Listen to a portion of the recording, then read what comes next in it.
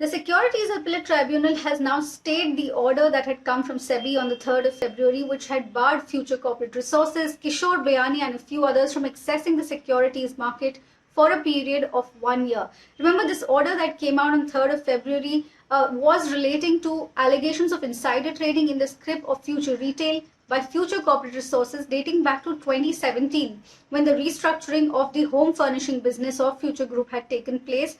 In that order, SEBI had asked for a penalty of 1 crore to be paid by Kishore Bayani within 45 days. They had also asked Future Corporate Resources, Kishore Bayani and Anil Bayani to disgorge 17.78 crores to SEBI, and all of this was a part of the order which has now been stayed by the Securities Appellate Tribunal after Kishore Bayani and others moved the Securities Appellate Tribunal the same week the order had come.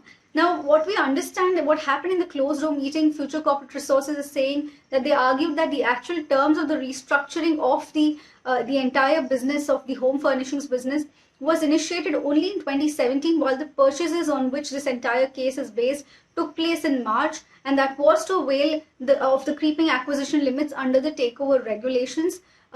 Secondly, Future Corporate Resources has been arguing, Future Group has been arguing that this was not hidden information, that there is going to be a restructuring of the home furnishings business for any insider trading to happen. They have been saying that this was publicly known since 2016. So that is the argument that Future Group has been making. They also argued in the court that the home furnishing business of Future Retail was a minuscule component of their business and was hardly material for price discovery of the Future Retail shares.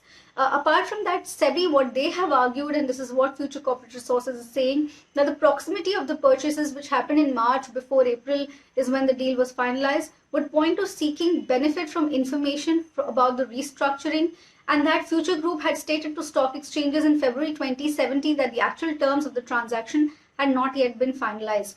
Now, to this, Future Corporate Resources had argued in the court that the reference to the term information is very vague because the information about the transaction was in the public domain since a really long time, and although the terms of the transaction were discussed and initiated only in 2017 April, the purchases had been made in March 2017. So clearly the timeline is clear. In Feb, the details were yet to be known, and that is what Future Group had told SEBI. In March, the share transactions took place in Future Retail in March 2017, and April 2017 is when the deal was completely finalized.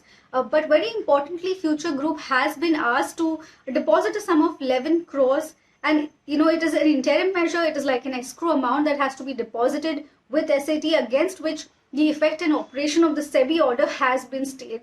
This case is now going to be heard again on 12th of April 2021. So this is clearly an interim order. Until then, though, there is no restriction on Future Corporate Resources, Kishore Bayani, to access the market, but this 11 crore amount has to be deposited as an escrow amount.